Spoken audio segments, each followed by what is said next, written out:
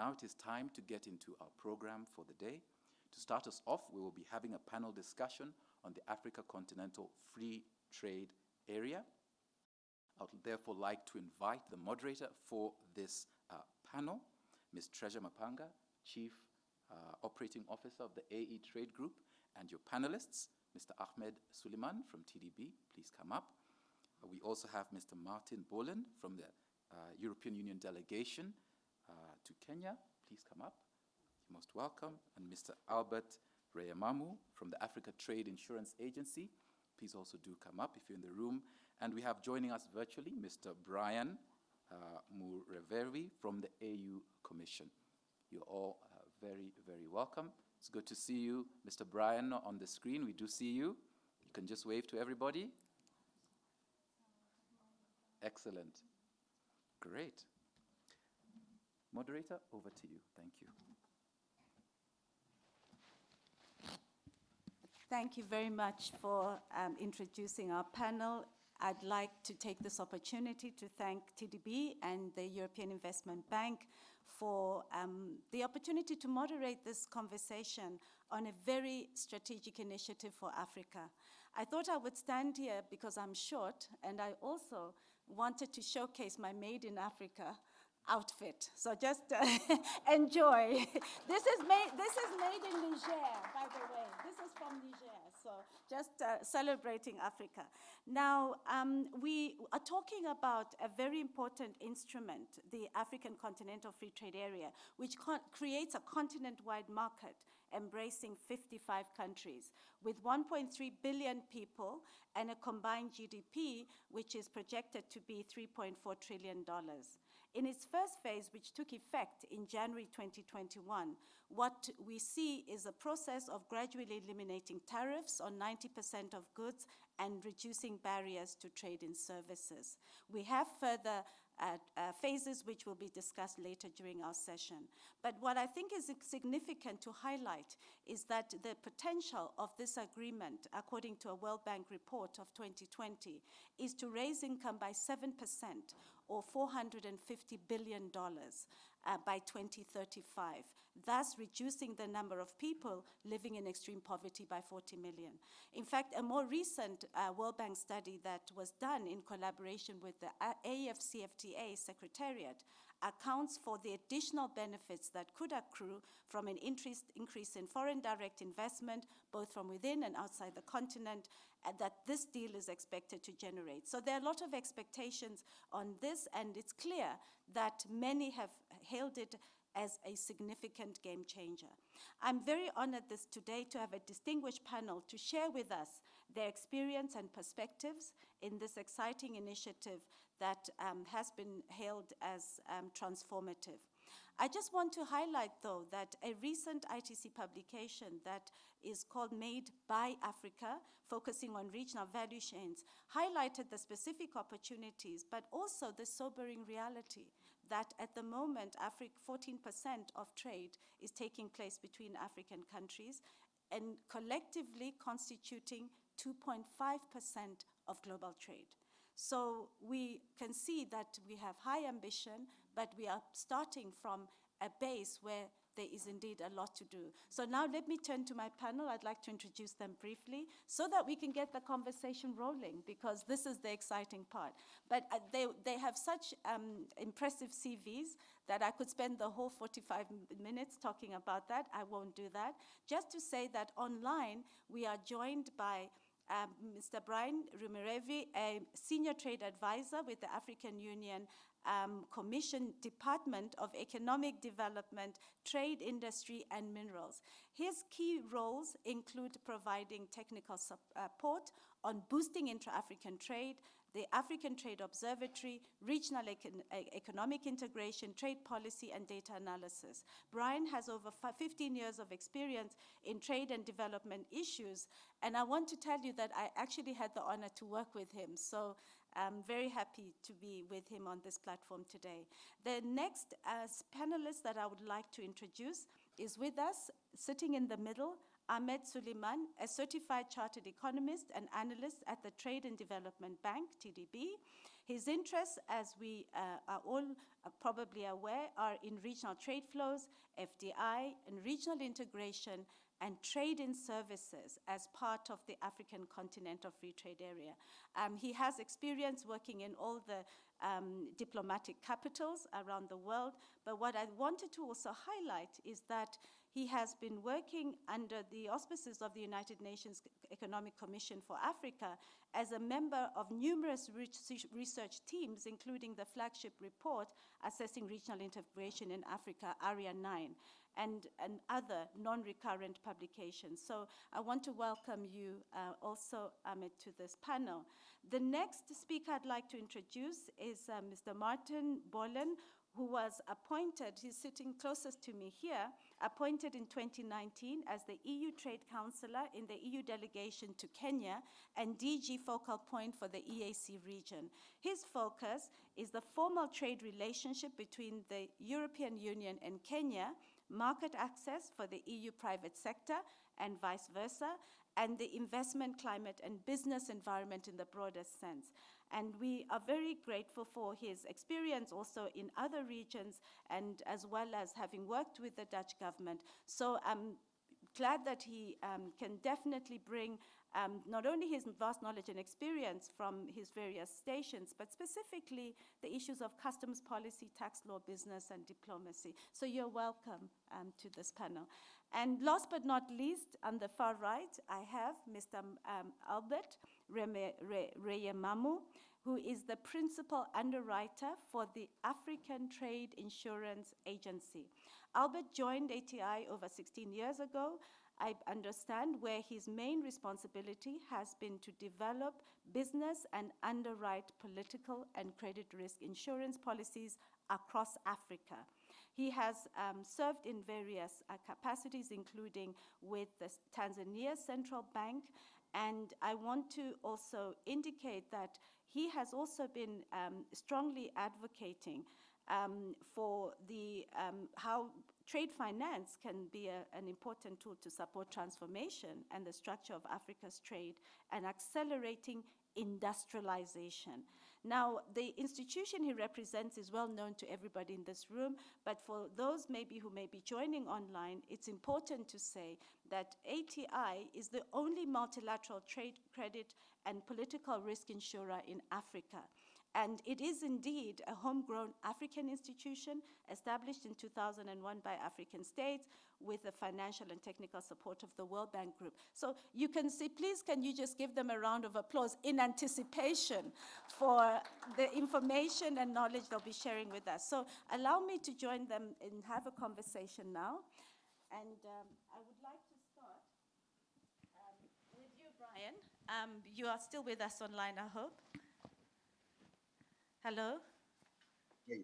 Yes. Brian is going, I see you have your slides and will be making a brief presentation, but perhaps as a precursor to your update, I would like to ask you to please share with us the current status of the AfCFTA and also give us what the potential benefits are for the business community as you see them, highlighting also the importance of the services sector. And I understand there are also some practical instruments that have been launched to facilitate and make this trade happen. Can you also touch briefly on those? You have about 4 to 5 minutes. Thank you. Thank you, Madam Moderator, Mrs. Treasurer Maphanga. It is always a pleasure to engage with you on this important topic. The representative from the government of Kenya, the European Union delegation in the room, leadership of the Trade and Development Bank, distinguished delegates, both online and physically present, fellow panelists, ladies and gentlemen. I would like to thank the TDB for inviting me to this important event on the East Africa Business Forum, and to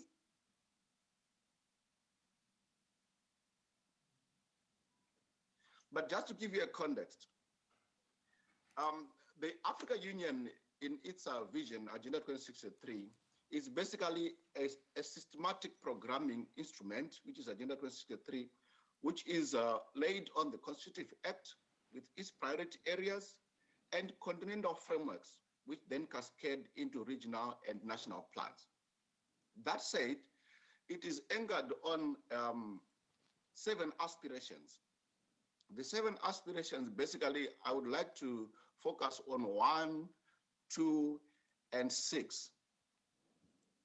1 being a prosperous Africa, 2 being an integrated Africa. This is where the African Continental Free Trade Area comes in. And then 6 being a people-driven process. But like the moderator has indicated, we have gone through a long process with the AfCFTA starting June 2015, right up to March 2018 when we signed the agreement in Kigali. A lot of political advocacy and commercial diplomacy has been employed to ensure that the agreement comes into fruition. So we are now at a stage where 54 have signed the agreement, with the exception of our one country. And we are now sitting at 44 ratifications, and more recent one being Cape Verde, DRC, Guinea-Bissau, and Morocco. Now, into the practical issues. Out of those 54 that signed, we have 47 that have submitted the schedules of commitment, which means 85% of the African Union member states is ready to trade. And out of those 44, 36 tariff schedules have been technically verified. This is a process which is undertaken by experts in the Secretariat to ensure that there is alignment when the start of trading begins. And then in terms of the tariff lines, there is an agreement on 83.3%. Basically, there is an outstanding about 11%, but this is basically focusing on textiles and automotive, as you can see on the breakdown on the screen. Now, coming to the services, which is more important because we are talking to bankers in the room here.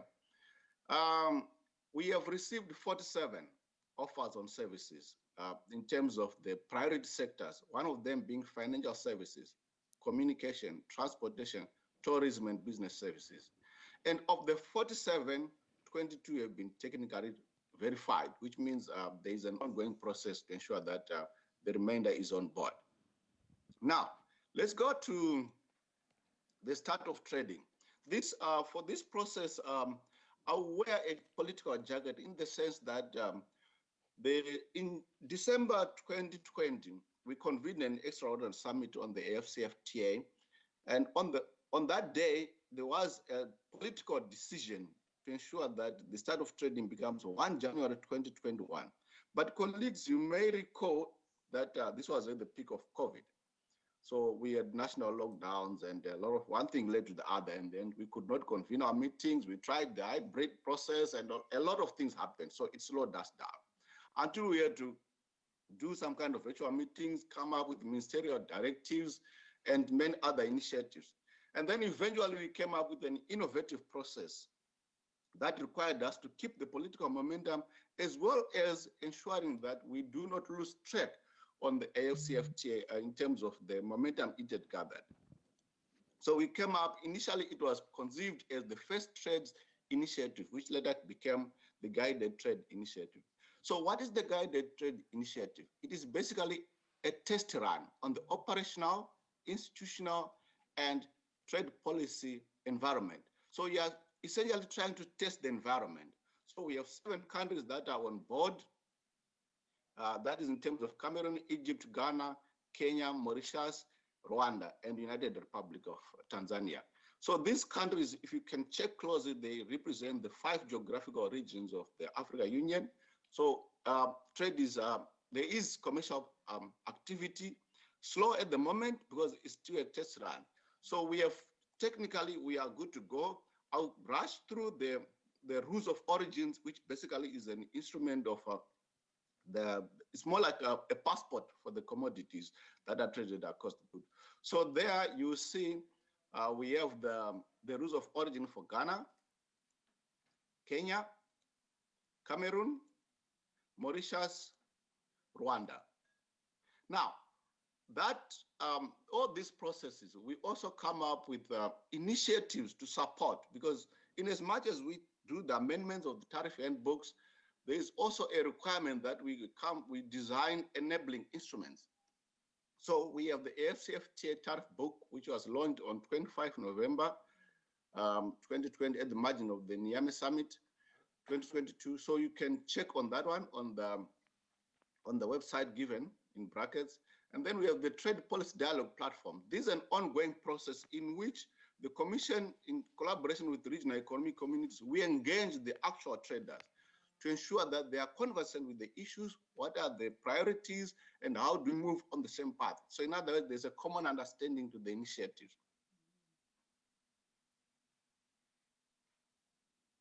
One of the instruments of the AfCFTA, in the sense that we felt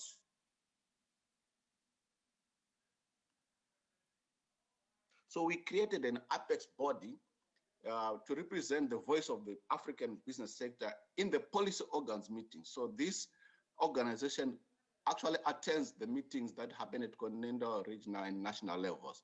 And then we have the African Trade Observatory, which basically gives you the market and trade intelligence information across any African country.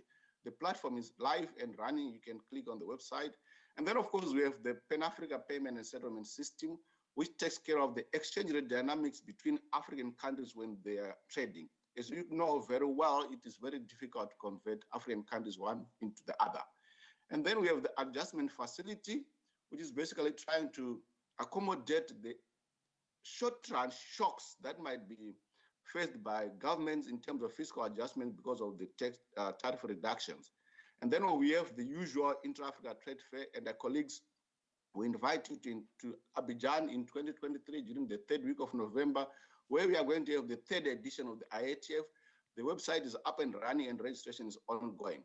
And then we have the online reporting of non-tariff barriers. Non-tariff barriers are very notorious in Africa, so we have a system in which you report and then they are monitored and then we eventually eliminate them.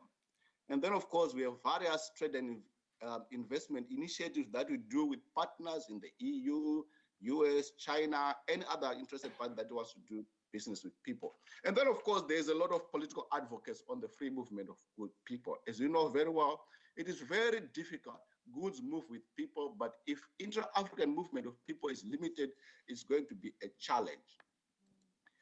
That said, Madam Treasurer, let me skip to the last slide to say, in terms of the key messages from this, we urge colleagues and policymakers and also the business to take advantage of the AfCFTA.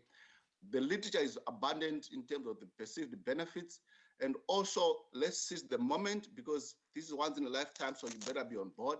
But of course, it has to be anchored on industrialization. Industrialization is key because what we want, as you have rightly pointed, you are putting on a Made in Africa dress. What we want is the Made in Africa brand to flourish and make sure that we dominate the space before others. And of course, there is an aspect of regional value chains where goods, intermediates has to cross borders to show that people trade. And of course, private sector engagement. The audience in the room and those that are online, they are required to be on board. And in fact, there is a deliberate initiative to ensure that the private sector is continuously engaged and we move together and we have a common understanding. That said, Madam Treasurer, thank you very much and I yield the floor. Thank you very much for a comprehensive presentation and a status update as well. It now leads very naturally to the next intervention that I'd like us to listen to, and that is from Ahmed. Ahmed, you can now take us to understand, you know, the AfCFTA came and found an pre-existing landscape of agreements across the continent. You have been working and looking at these. What can we expect as the AfCFTA is implemented in terms of the relationship between, for example, the COMESA FTA, SADC, the tripartite, which is even emerging now? Please just share with us the dynamics that are taking place and what we can learn from this unfolding integration process. Thank you. Thank you very much, Treasurer, and welcome, ladies and gentlemen, those here physically and those joining us online. Perhaps, Treasurer, before answering the question, I can just give a quick stock of where we stand as Africa in the continent in terms of our regional integration process, specifically looking at 5 different elements commonly used to measure our level of integration. which usually falls into trade integration, productive integration, macroeconomic integration, infrastructure, and free movement of people. From the slide in front of you, you can see that the continent is doing quite well in terms of free movement of people, or we have made strides in that sense. However, please look at infrastructural integration and also look at trade and investment. They both remain to be quite low, which is an opportunity for the AfCFTA to then develop our economies accordingly. Complementary to that, I think what I want to touch on while answering Treasurer's question is the regional economic communities, the RECs we have throughout the continent. Now, the RECs within Africa are nothing new. SACU, the Southern African Customs Union, has actually been around since, believe it or not, 1910, even before independence for a lot of our countries. The Ghana Upper Volta Trade Agreement was in place in the 60s. But let's fast forward to the modern era. We now currently have, recognized by the African Union, 8 different regional economic communities. 8.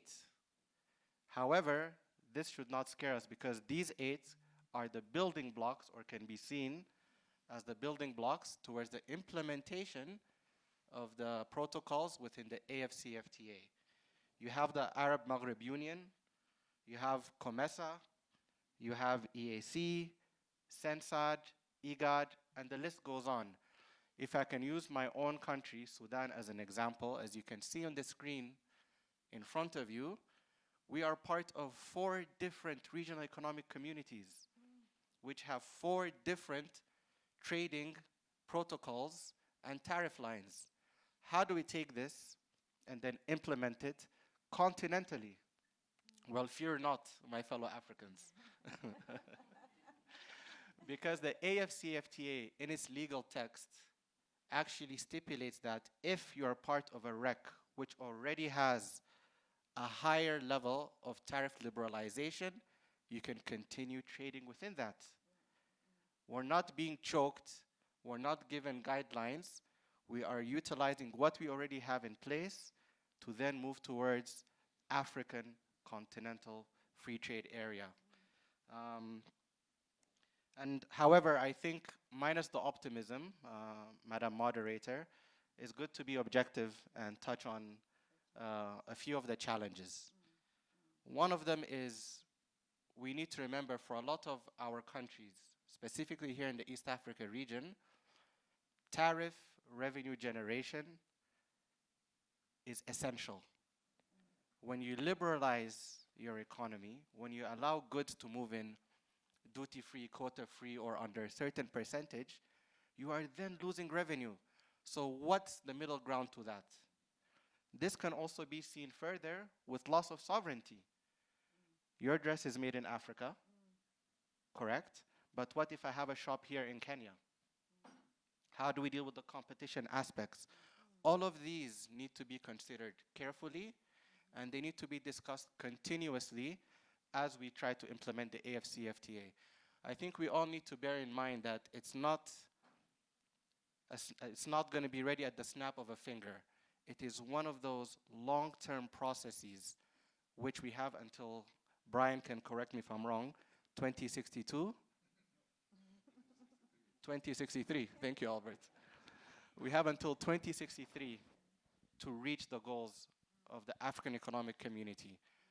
Rome was not built in a day, neither will Africa be built in a day. So let's maintain the momentum and let's look at what we need to do. And I look forward to hearing from Albert, Martjin, Treasurer, and Brian on how these aspects can be utilized for integrated and prosperous Africa. Thank you very much.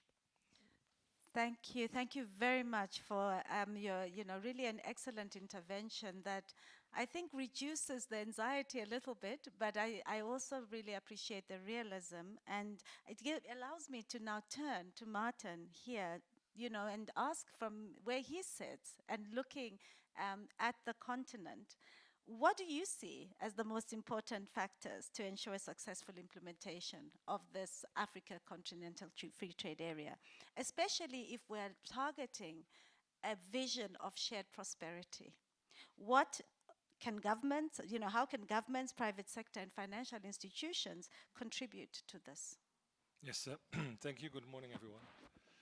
It's a very popular topic at the moment, AfCFTA. Yesterday morning I was giving a presentation for IGAD. Yesterday evening I was in a very well-known loan forum talking about comparisons between the EU common market and the AfCFTA. And today I'm here.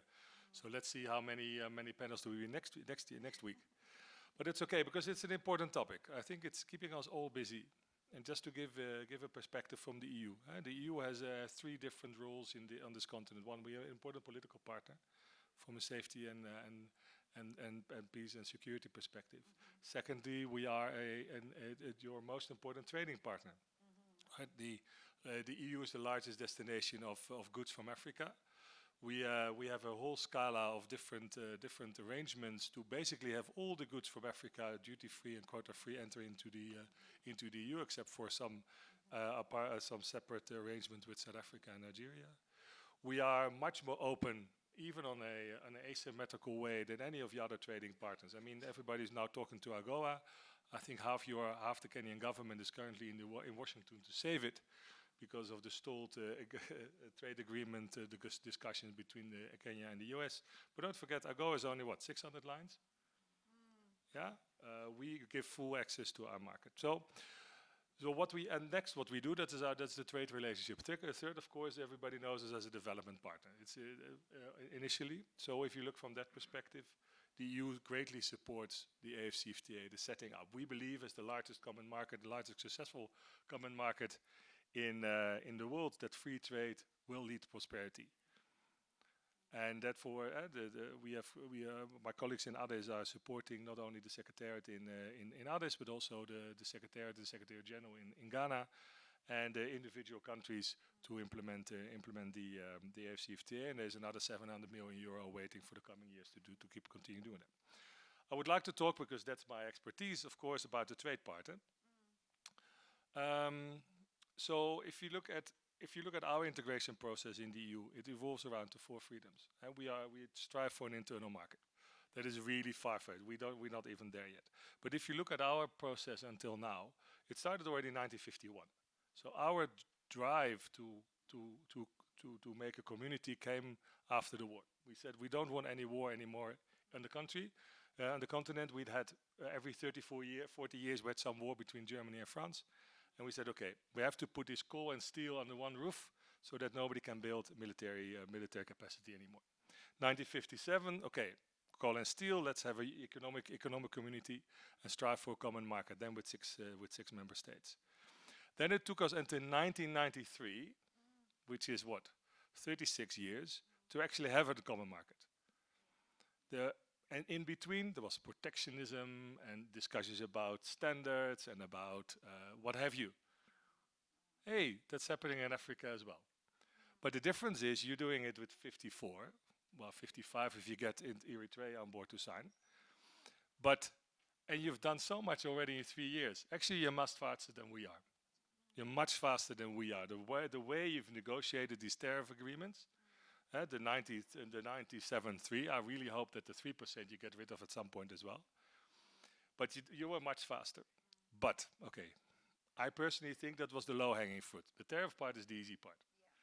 Yeah. I fully agree with what Ahmed said. I mean, the difference between the EU and, there are many differences, but the difference is for us, revenue generation from import duties is not important anymore. The average import duties in the EU is about 8%. And most of that 8% used to pay my salary, because everything goes to Brussels as income for the Commission. So, by the way, I was talking to Peter Matuki at some point, the SG of the EAC, and he said, "How can I have a better secretariat? Because the European Commission is the secretariat of the EU." I said, "Well, it's very simple. We get all the import duties from all the countries. So talk to those heads of state, tell them to send you the import duties to you, and you have a perfect secretariat." So if everybody ever talks to Peter and he comes up with an idea, you know it comes from me. Anyway, but we're not talking about the ESC. Although, indeed, Ahmed, I fully agree with you, those regs are the stepping stones. Those regs have to function. Once the regs function, then the AfCFTA will function.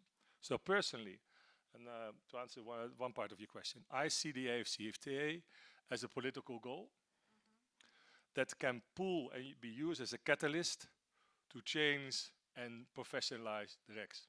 Because once you are in the regs, once those function, the AfCFTA will follow. And that's what we see happening. Every time when people are talking about change, they talk about AfCFTA, but the change happens in the country. The change happens in the region.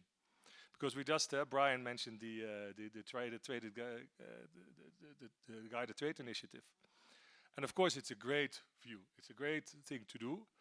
But just to be honest, that the tea and the batteries arrived in Ghana last week. Yeah? So it took 7-8 weeks to reach, which is a nice bridge to my following point, is indeed one of these, when I look at the AfCFTA, your challenge will be, and that's why those banks come in your trade facilitation and trade facilitative infrastructure. Because it's ridiculous that it takes 6-7 weeks to transport something from here to Ghana. And somebody was asking me, yeah, you have all this problem with fertilizer at the moment in Kenya. There's plenty of fertilizer in Nigeria, but they supply it to Brazil. I said, yeah, because it's 9 days this way and it's 6 weeks the other way. So, and I think it was President Ramaphosa who said it at the start of the AfCFTA. It's all about infrastructure, infrastructure, infrastructure. So, but how do we get to that infrastructure? And that's where the banks come in. Because we know sovereign lending is an issue at the moment. Because of many of COVID, the current economic situation, the fiscal situation of most African countries is not what it should be. And that is where I often have a discussion with my good friend Paulo. Paulo is that I think, because he portrayed himself as the risk man, the risk manager. I'm not. I'm more of a risk taker. So I think if you want to develop a proper trade infrastructure here, the banks should take more risks, because otherwise it's not going to happen. You have to invest in this trade-friendly infrastructure, which is roads, but also one-stop border posts. Or, and I like to look at the future, no-stop border posts, virtual border posts. Use technology, use the digital possibilities that are there to implement that. Last week I was in Busia. I always like to go to land borders, because in the EU we don't have them anymore, so I can't visit them there.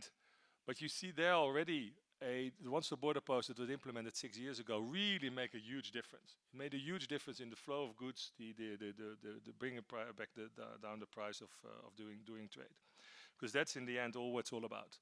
Is it profitable or not to trade?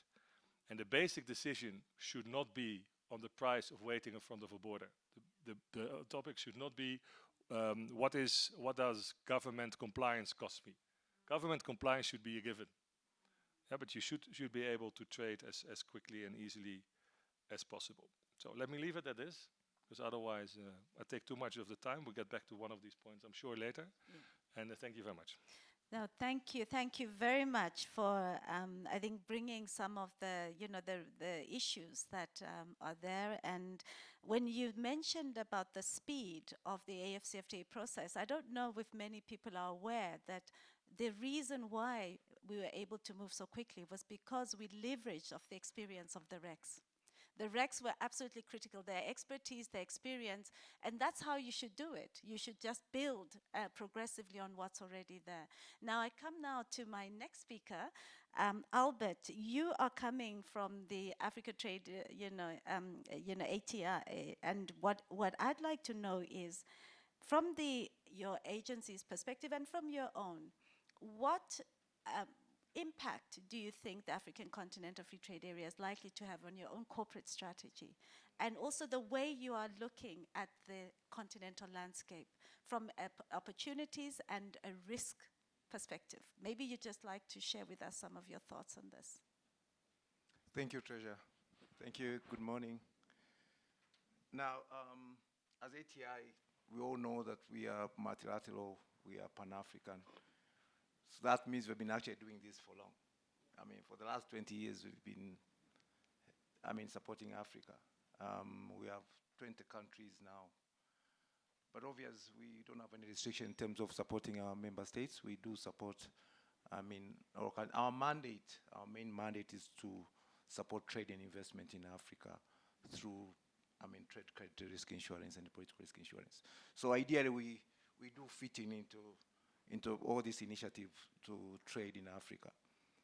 Now, coming to your question, we've been actually trying to structure our own products to make sure that they are actually supporting, trade and investment in Africa. I can give you a very good example. One of our products, we do support traders and investors who are investing in Africa. Then we ask ourselves, the trader will come to us and say, I'm exporting milk to Africa. Then I will say, wait a minute, we don't need milk in Africa. We have quite plenty of milk. And if we don't, then come to Africa and help us produce milk. But don't import milk to Africa. And that's what we've been doing. So we are happy to support investors who are coming to Africa, or other investors within Africa who are ready to produce rather than just to import to Africa. We think that will actually help Africa. Now, coming to your question, what are we doing in terms of supporting, continental free trade? One is to address the issue of credit risk information. We need to have information for us to assess risk. Now, that has been a big challenge. We all know that getting information in Africa is a problem. We have our own database, which obviously is not that big. What we are trying to do is now to work with other partners. I know, Treasure, we discussed about this, use of digital platforms, try to see whether we can actually put together some information where we can access, because credit risk is real. Now, there's no way I can actually support a trader who is exporting to Uganda, let's say from Kenya, without having information. I need to know this trader. Talking about KYC, we work with the banks, yes, but again, we have to have our own initiative. We need to have our own set of information which can actually make us make an informed decision. So that has been a challenge. We've been working with a number of stakeholders, the likes of multilaterals. AfCFTA has been in the forefront to do this, to try and come up with digital AU. We've been up now joining with AU. I appreciate what the panelists was actually saying in terms of AU initiatives, putting together some platforms which can actually help us. Now, the second, which we are doing, and of course we are not really waiting for other partners to do what they're supposed to do, is to start working on how to support SMEs. Now, this has been actually work in progress. You have my colleague here, Reni, who is, we call up the SME champion. So we are trying to put together multilaterals and other stakeholders and see how we can share risk. Because we all know SME is not a very easy risk to take. We have to share this risk with whoever partners around who is happy to share with us. We've been working with Badea. I know that I think 2 weeks ago, we signed a memorandum with Badea. See whether we can have like-minded institutions who can actually come in and share risk. The more we share, the better, because we don't want to go under because of supporting SMEs. What we want is to make sure that at least everyone has a bit of it. There will always be some NPLs. We know banks are really struggling. If you look at Kenya, we're talking about digital lending. It's not very easy. We have the ASRA fund. I know that's the latest information. There's quite of NPLs which will actually come up. So how do we actually tackle that?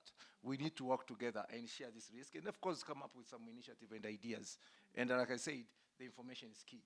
Once you have information, and then we empower these SMEs to do the right thing, then we should be able to support them by offering our guarantees, and then eventually now financials will come in and lend. Thank you.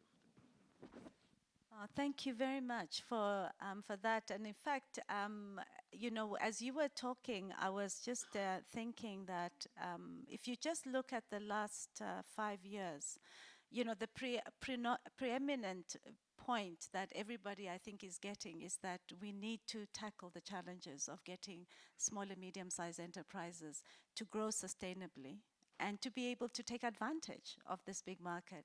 So it leads me actually to a point where, I'm just looking at the clock. We have a few minutes. If you can indulge me, I'll take off my moderator hat for a moment and share a bit our experience. And because you prompted it, you said digitization, SMEs.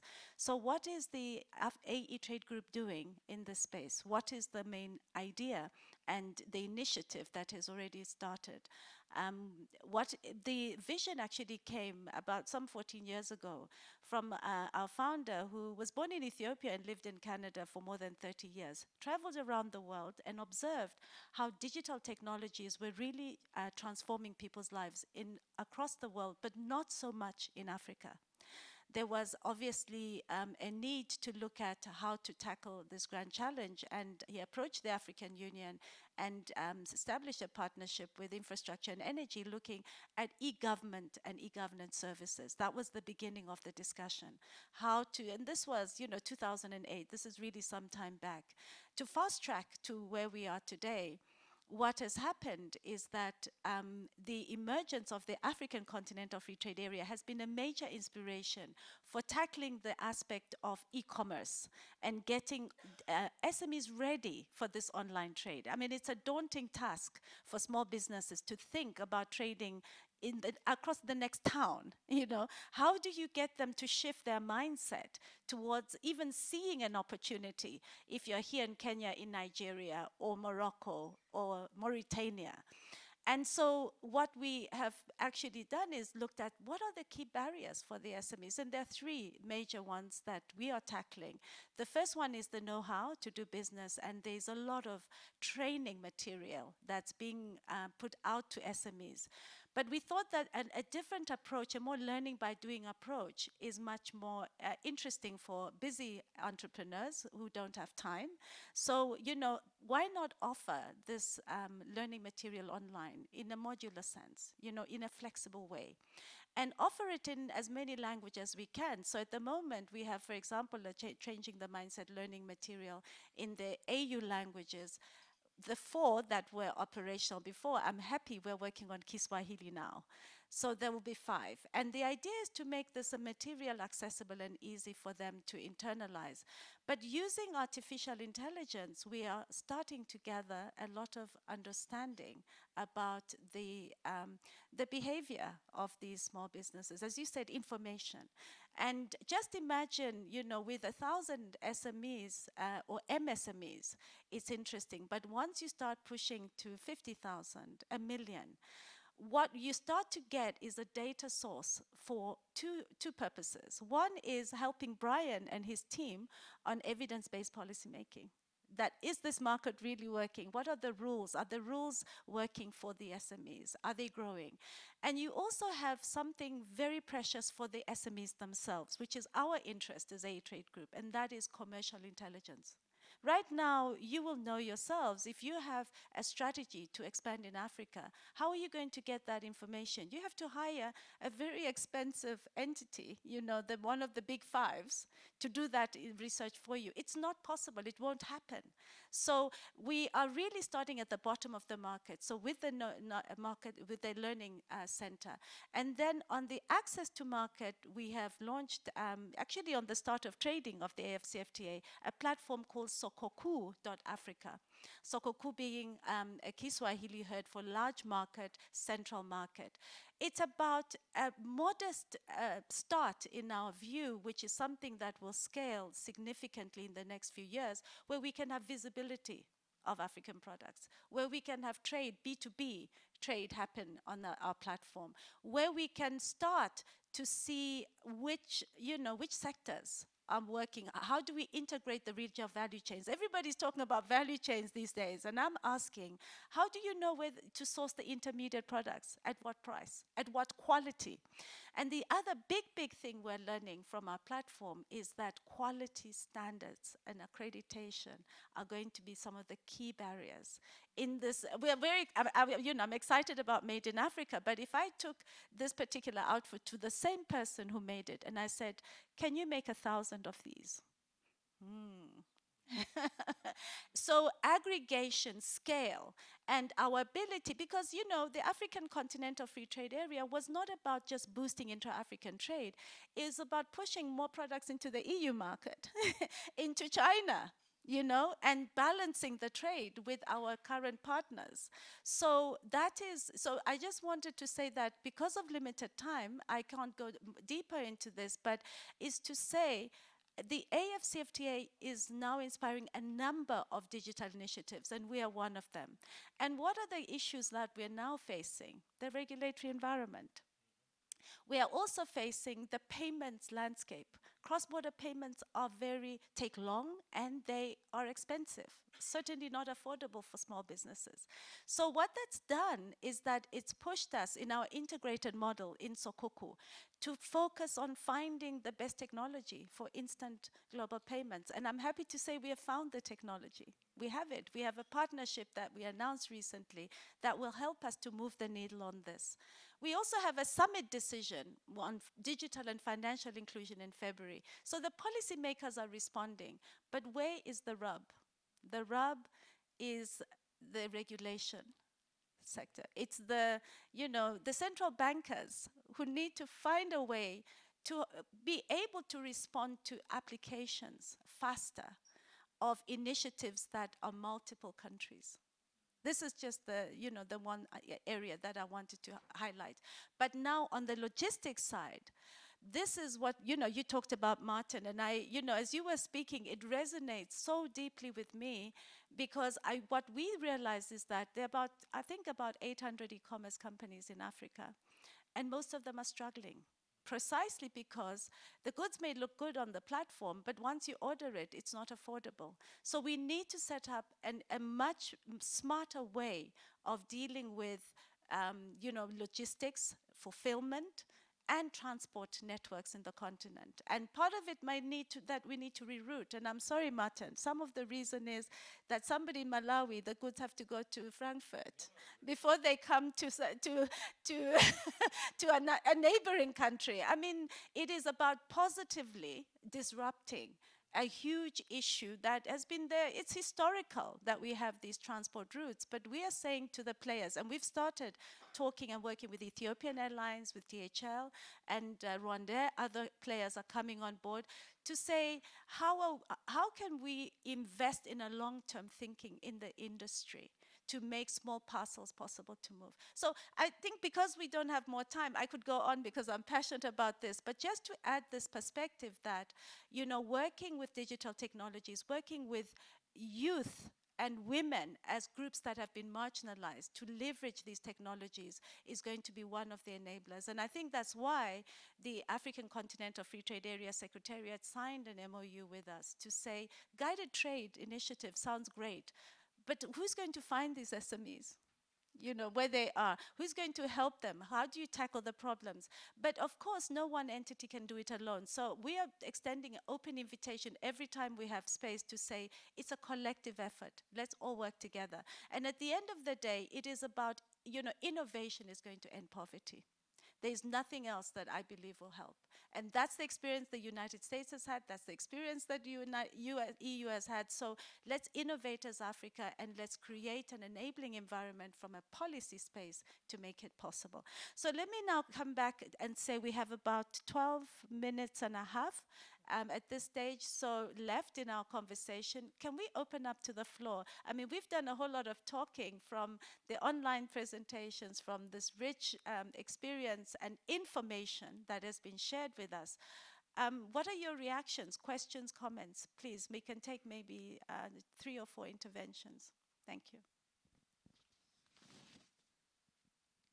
So I see can you help me with the mics? Yes, please introduce yourself briefly and pose your question to a specific panelist if you can. Thank you. I'm John Esther from Trade and Development Bank. I would not really like to nominate anybody to answer my question, but whoever feels competent enough to do so. My question is, out of curiosity, how does the AfCFTA, as they say in Ghana, how does it actually facilitate the movement of goods coming from, say, Dar es Salaam through Zambia into a country like the DRC? Thank you very much. So the question is noted, and perhaps I will ask, I don't know, Brian, you're still with us. Would you like to take that question? We'll come back. Let's take another 2 or 3. Yes, Thank you please. very much. James from TDB. My question is about bridging the knowledge gap. This came up in the conversation yesterday, that we have these beautiful instruments and they create these opportunities, but the SMEs themselves, the business people, the entrepreneurs, they're not there yet. They're not aware of this opportunity, or they don't know how to access it. How is the knowledge gap going to be addressed to make sure that the stakeholders who this is really designed for don't miss out on the opportunity? Thank you. Thank you very much for that second question. Is there another one? One more? We can also have a couple of rounds, perhaps. Let's. Is there somebody now who's ready? Not yet. All right. So, Brian, do you want to ask the first question, or anybody on the panel that wants to? But I thought you might be closer to this question. Did you get Thank the you, question? Madam Treasurer. Yeah. Yes. Yes, I got the question in terms of movement of goods, hopefully by road between regional countries. So let me take you back slightly to the services priorities. One of them is transport. So in other words, under transport, we are saying there should be a harmonization of the Excel load, the transit cards, the seal of the cargo, all those things have to be agreed, because much of the challenges affecting the transport and logistics sector has to do with domestic regulations.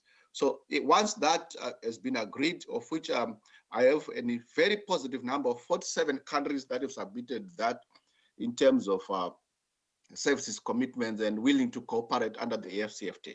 But then let me take you back again slightly. We have what I refer to as trade corridors. So these corridors, it's more like an integrated road rail system that cuts across specific countries, whether West Africa, East Africa, Central Africa, Southern Africa. So that process has been ongoing. So if a cargo is moving, let's say, from Kenya to Malawi, it can use the Eastern Corridor, provided that they have the relevant customs papers, including the cargo manifest and the rules of origin certificate. Thank you, Madam Moderator. Thank you. Are you happy with that your question was answered? Yes, somewhat. Okay, thank you.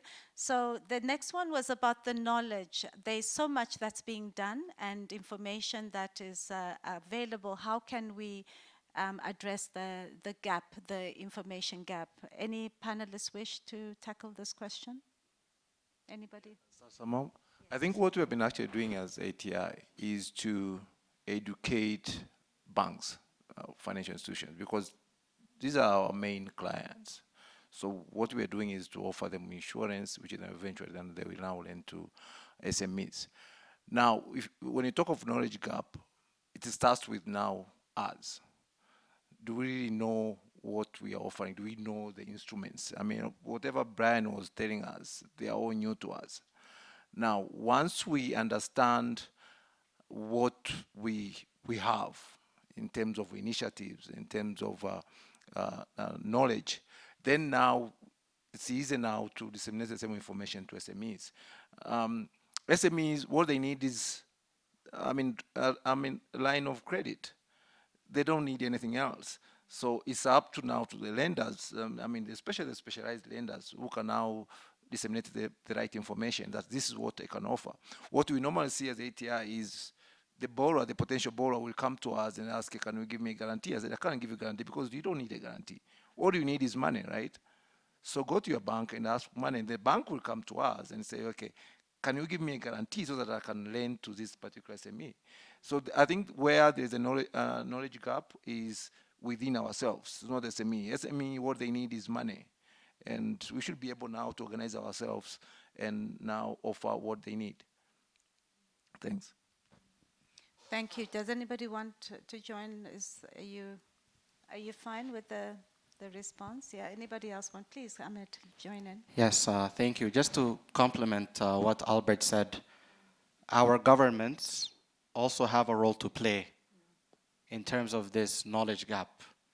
We're seeing a lot of national strategies come out, country-specific, and they're saying it's going through a consultative process where they talk to women-run institutions, where they're talking to SMEs, to the business councils and associations, and to development and external partners.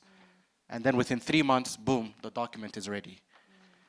However, it takes much longer than that to actually break down all of the details, all of the options, all of the potential sectors, all of the export destinations, to do the financial modeling. All of this takes time, but I think our governments have a role to play specifically in filling this part as information gap, Albert and James Wambugu. Thank you. You want to also? Well, not on this one, maybe one minute on the previous question. Yeah? At the moment, the AfCFTA doesn't do anything, because it's still in its development phase. But this is exactly, to complement what Brian said, the catalyst effect of the AfCFTA. Because all those trade barriers he mentioned, exo-law, driver's licenses, insurance papers, and all of that, if there's no pool to move anything from east to west or from west to east, there's no reason for governments to solve it. Rex solving it. I know there's a COMESA program to address these kind of things that we are supporting. But the AfCFTA makes it more of a priority. It catalyzes these changes because, like I said, if there's no reason to move anything, if there's no reason to move something from east to west, one of the big steps now is DRC getting into the EAC. Now all the Kenyan banks are flocking to Kinshasa to open up branches. But if you don't upgrade the road from the border near Goma to Kisangani, there's no trade going to happen. But with the AfCFTA, there suddenly is a reason to do it. And that is, I think, is the most important thing, what the AfCFTA can do at the moment to have the RECs, but also to have the private sector and the banks saying, hey, we see huge business opportunities who were not there before. Now you governments, now you RECs, you need to work on harmonizing those ideas of exo-load and all of that. No, thank you. Thank you very much. Do we have any other questions or comments from the floor? We have a question or two that have come through from the chat. I'll Yes, share them on yes. behalf of those you. who submitted. There's a question about the challenge when putting together regional platforms and technologies spanning several spanning several countries. It's who to contact to engage in terms of getting that platform up and running across the various countries. And that includes the challenges with legislation and regulations. And so, for example, somebody has an idea about a car tracking, leased vehicle supply chain financing business that would cross borders. And the question is to you, actually, about how would somebody go about dealing with that in the context of what is being discussed? That's the first question. Right. The second question is from Bahiru, from Zamzam Bank in Ethiopia. He's asking about the impact of what is being discussed here in terms of Ethiopia and free trade and regional economic integration. If any of the panelists have perspectives, particularly Mr. Martjin, on that. Thank you. Thank you for those really good questions. And the response I would give to the first question about where to go with new technologies and solutions, that are coming, that are inspired cross-border. When it comes to the aspect of how this space will be regulated, the African Continental Free Trade Area has a phase, actually, which I believe Brian maybe can add to, which is looking at a protocol that will govern digital trade. And this is going to be an effort to harmonize the landscape across Africa and allow there to be clear information about how you can take an idea that maybe is successful in your country and scale it up across borders. It is precisely the challenge we happen to, that I alluded to earlier as the AE Trade Group. And so what we are looking towards is the African Union, the AfCFTA Secretariat, to give guidance at interim. But I think the challenge is that, as we all know, every single country is sovereign on the continent. And I think we're sitting with that reality that if you have an idea right now, you have to go to each and every country and comply with their specific regulations, and this, of course, is not effective. So I would say that just quickly, because we're running out of time, what we are doing is setting up a network of innovators, young people, and setting up regional centers where we are hosted to be able to provide a sustainable service for testing ideas and seeing if they're robust to market and helping these entrepreneurs go to scale. In fact, I want to just put a plug in for TDB. We had a youth pavilion in Durban last year at the Intra-African Trade Fair, and they contributed towards that effort. And we want to think that, you know, supporting innovation centers and initiatives like this are extremely important. So no quick answer today, but we are working on the challenge. Please, over to you, Martin, to respond to the second. Yes, on free trade in Ethiopia. Of course, Ethiopia is not part of any REC. I mean, IGAT is not, of course, more development cooperation between the different countries in the Horn of Africa and Kenya and Uganda. But nevertheless, like I said, yesterday morning I was at the launch of the discussions on the AfCFTA implementation in IGAT. So there is clearly a lot of things happening there. From our, of course, trade to the EU, I'll leave that out for now. I mean, Ethiopia is an LDC, so it has free access to the EU market. But if you look at the regional trade, it's exactly what we just said. If you look at the one-stop border post in Moyale, which is a perfect one-stop border post, still there's hardly any trade coming from Kenya. I'm not talking about the smaller traders, cross-border traders, talking about big trade. Why? Because of endless non-trade barriers. It's the exo load, it's the non-driving on the left-hand side, it's the Forex regulation in Ethiopia, and all of that. That's, well, time's up, it says here, so I have to stop. Sorry. Thank you very much. Time is up, and you can see it was a very engaging panel. Please, can you give the panel a round of applause? I cannot summarize this rich discussion, but just to thank you all for the opportunity to engage a conversation that will continue. So I think over to you. Thank you so very much. Indeed, that was an excellent discussion. Thank you so much to our panelists. Thank you so much. I don't know about you, but that has really engaged me this morning and gotten my mind thinking about a number of things. I have family members who are in the SME space, and I think after today I'm going to be giving them a call and sharing some links on WhatsApp to some of this information. I think this is a really relevant and very live topic.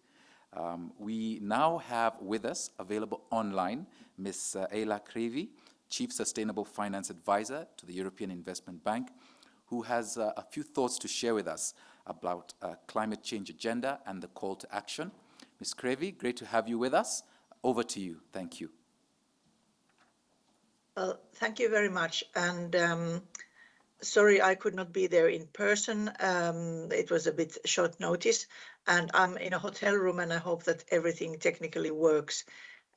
It's always a bit of a challenge when you are in a new environment.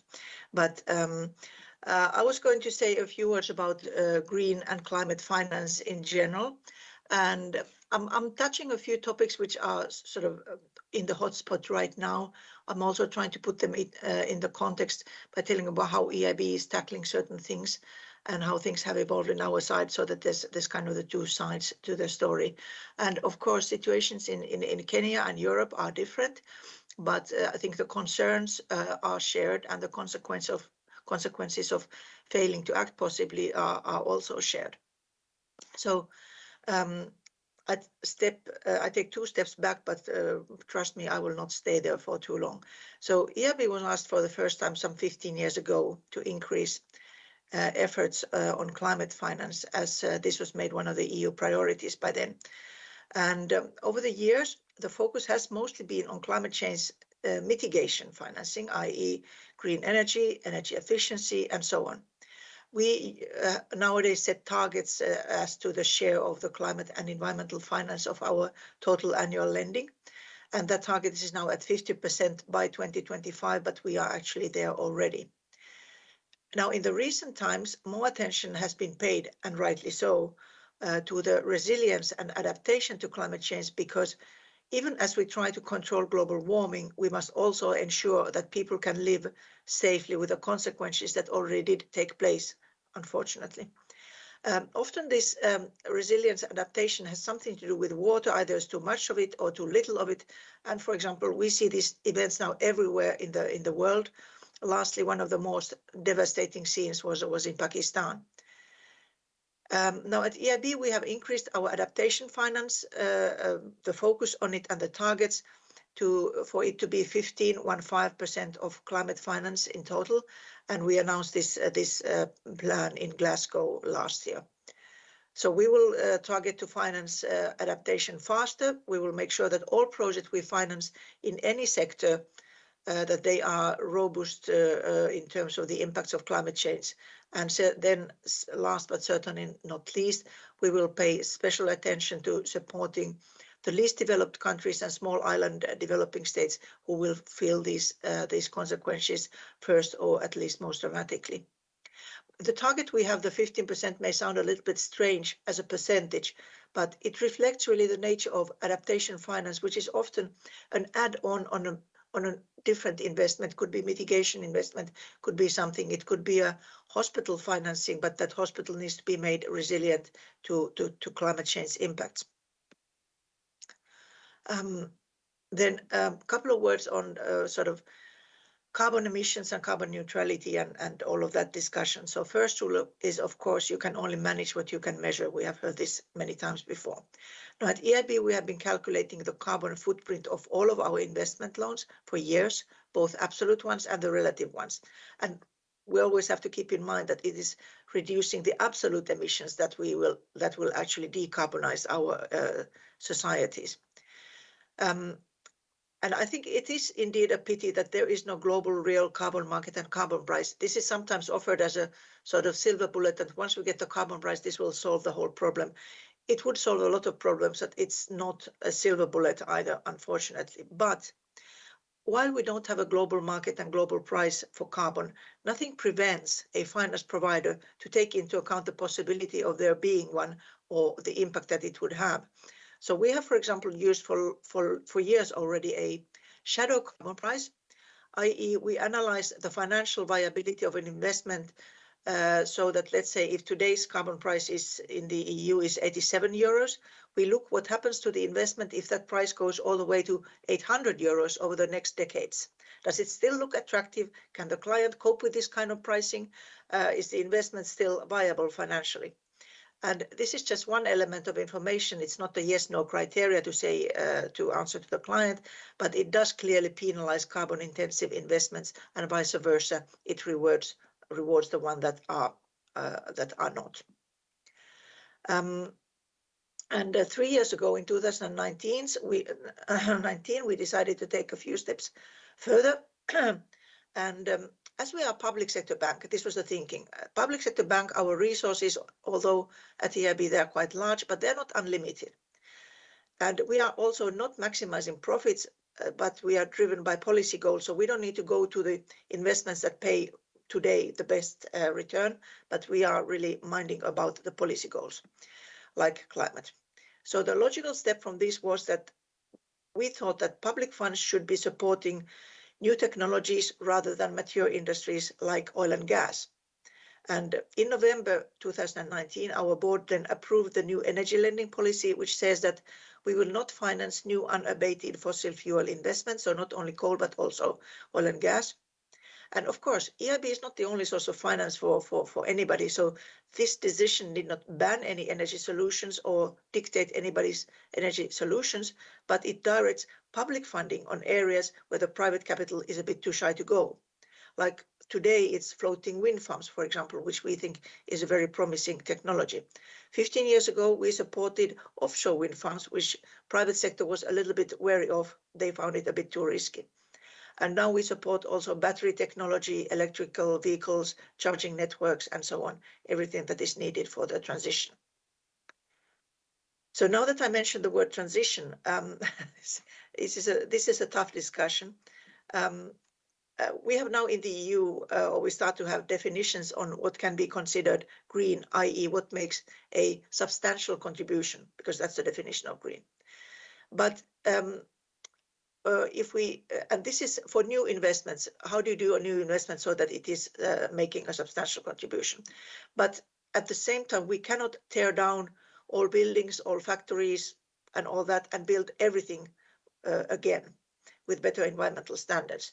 So we need to improve the existing ones and bring them to a level which we can live with, which does not deter our transition to the Paris alignment goals. A concrete example could be buildings. So all buildings are obviously not very energy efficient, but it doesn't mean that we will demolish them. And even with improvements, they will never be as good as the new buildings with the new standards and new technologies. So what should we do? We need to improve the old ones and bring them to a level where their emissions at least do not do any significant harm to the plans to move to Paris alignment. And this is with buildings, but the same goes for plenty of industries which we need and which will never be quite green, but they can be in a zone where they don't do any significant harm. The trouble is that we don't really have the definitions for this intermediate space. What is the level that we can live with? But this is something that we think that one should be working for. And because the transition is a term that has been almost controversial, because a couple of years ago in the international markets, there were several transactions which were labeled transition bonds.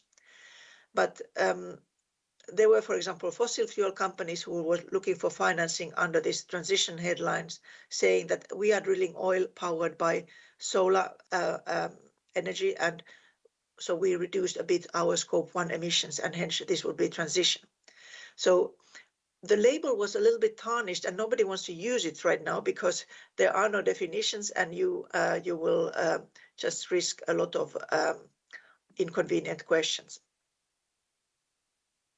Another area which is a little bit touchy right now are the net zero commitments. I'm sure you have also heard this discussion, been following it. The trouble, I mean, of course, it's good that we have the net zero commitments, but the trouble with them is often that they are often by a distant date. So I'm saying that I'll be net zero in 2050. And there's nothing in between. So, for example, we need from our counterparts a realistic transition plan with intermediate step, for example, every 5 years.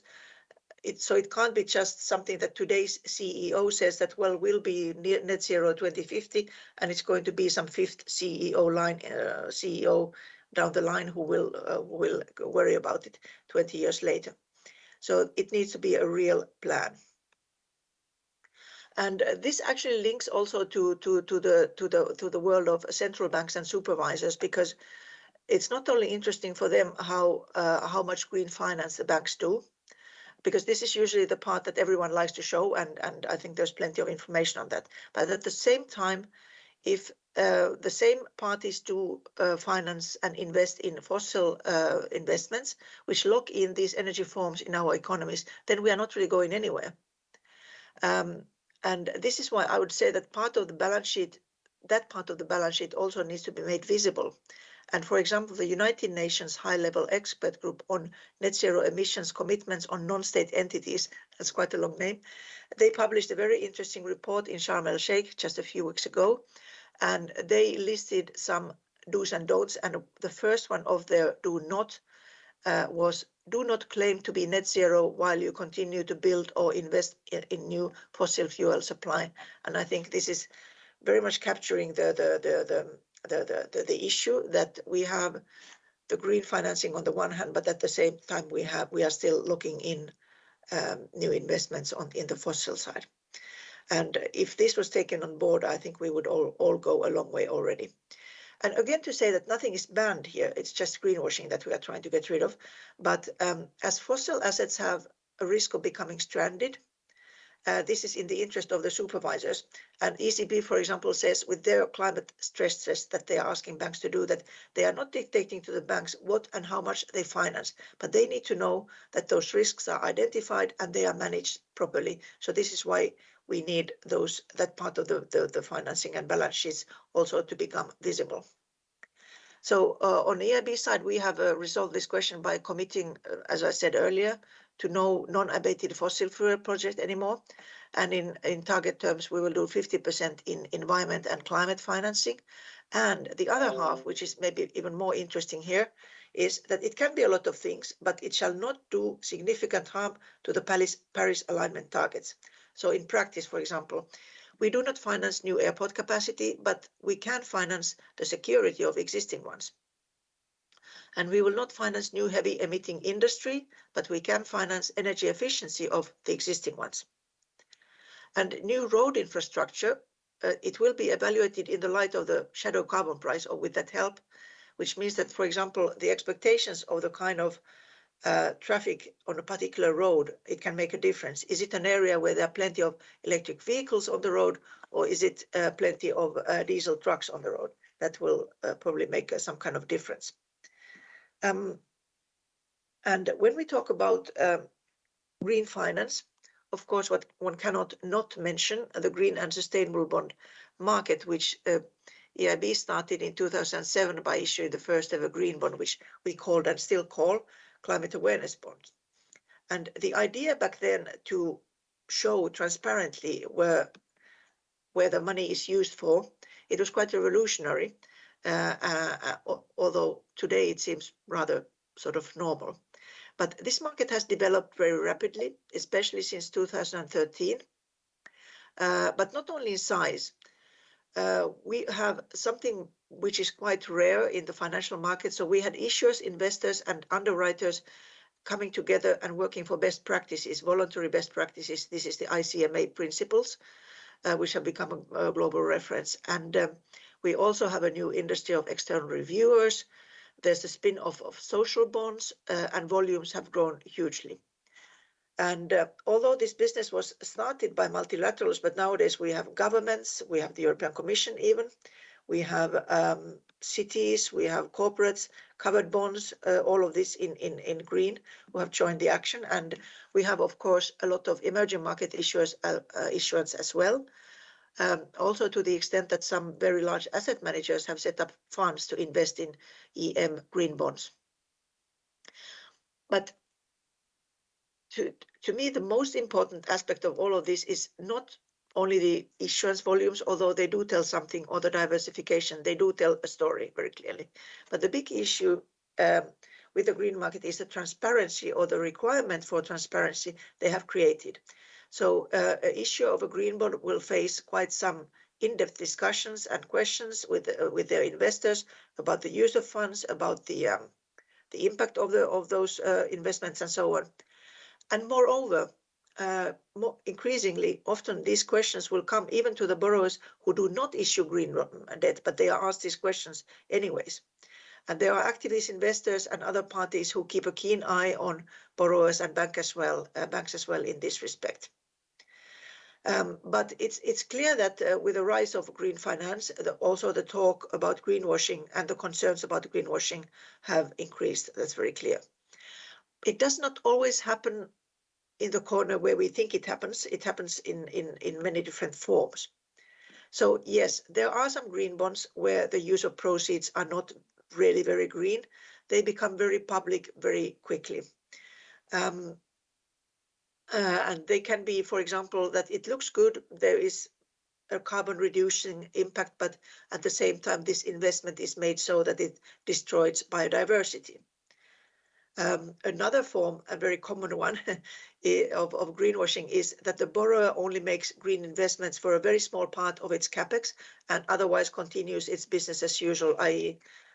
rather brown for the rest, without any plans for transition. This is something that the International Energy Agency drew attention to a couple of years ago. They had looked into the capex of oil and gas companies, and they said that, well, although they all market very much their green investments, it's still only 1% of their capex, and the 99% is still going into fossil fuels.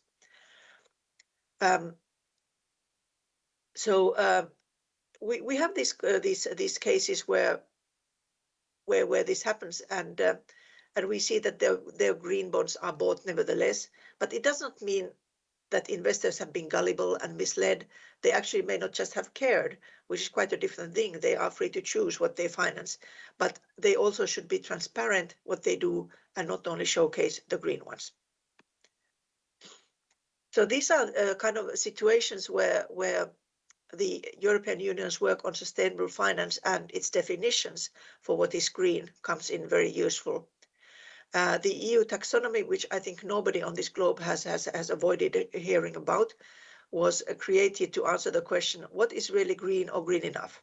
Which is the question that I heard most frequently before this work began in the markets. And the logic of the taxonomy is threefold. First, the activity needs to bring a substantial positive contribution to one environmental objective like climate. Emphasis here is the word substantial. So nobody's told what to do or how to do their business, but taxonomy tells how it should be done if you want to call it green or sustainable. That is the difference. Of course, in the society and in the economy, we have plenty of activities which are rather neutral, like healthcare, education, consulting, culture, legal profession, and so on. So not being in the taxonomy is not a bad thing in itself. You can just be neutral, or you make a small contribution, but not the substantial one that is required. Because only the relevant sectors who can make a substantial contribution are listed there. Those who cannot make it, they are not listed just because it's not relevant. The second very important dimension of the taxonomy is that in order to be sustainable, the activity should also not cause significant harm to other environmental senses, to biodiversity, to circular economy, to water systems, and so on. And again, emphasis here is on the word significant, as almost all human activity causes some harm. But this second aspect, it answers a lot of questions I heard in the markets as well. Well, what if the solar panels they contain toxic and non-recyclable elements? Is the energy then green? Well, the taxonomy's answer would be, no, it's not quite enough. The energy might be emission-free, but it's not yet green because it does significant harm elsewhere. And the third element, which is more at the entity level than at the level of the borrower itself, at the level of more at the borrower level than the activity level, is that minimum social safeguards should be respected. So labor rights, human rights, you should not be involved in corruption and bribery and so on. So a general good citizen behavior is expected. And all of this may at first sight sound complex and demanding. And demanding it is because it needs to be. It's meant to be the substantial contribution, and it's meant to be the best of the best.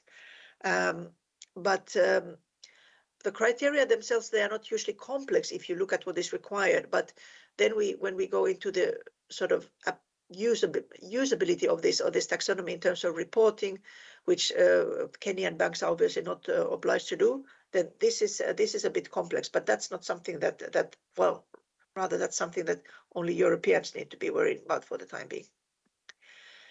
Now, in terms of these taxonomies, there are some 20-30 taxonomies, regional or national, in development globally as well. And many of these countries are members of the International Platform for Sustainable Finance, which Kenya is one of the founding members. And this group shares and compares best practices, for example, taxonomies that are in development, but also ESG reporting and so on, with the objective of making those practices more interoperable and comparable.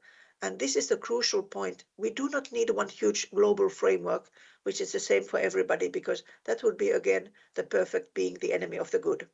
What we need is systems that are comparable and where regional needs and focuses can be taken into account. So I think that the architecture of the EU taxonomy is one that is very good. So these three elements. So if you take the same structure but add your own features, you might have different criteria or different levels of criteria. One good example is Colombia, who used this as a starting point, but they added, for example, a seventh environmental objective, land use, which is very important for them. I'm really applauding the work of this international platform. It's not an easy task, but it is great that they are engaging in this. So this was, I think, in short, some of the things that are being really discussed now in the green and climate finance space. Some ideas what EIB is doing about them. And I think that was my part. So thank you very much for listening to me. I hope the Wi-Fi held through all this speaking, and we were connected. Thank you very much. Indeed, thank you very much, Ms. Ela Krevik, Chief Sustainable Finance Advisor to the European Investment Bank. The Wi-Fi connection was good. We saw you and heard you clearly. And also to say thank you so much for the commitment to make time to join us today and share your technical expertise in this space, even while on the road. We really appreciate that. You touched on a number of things, focusing us on the current work that is being done in terms of definitions and taxonomy on the whole areas of what is green, what is sustainable, what qualifies as climate smart or climate friendly financing in terms of mobilizing capital, and also enlightening us on the work that the EIB is doing on a policy approach to make sure that all its financing efforts are aligned with the Paris targets. So thank you very much for that, really appreciate. Now we're going to go into a short break, a short coffee or tea break, comfort break, just for about 15 minutes. So we look to have you back with us at around 11:30, where we're going to go into a session on achieving and sustaining green finance. So thank you, everyone. See you soon.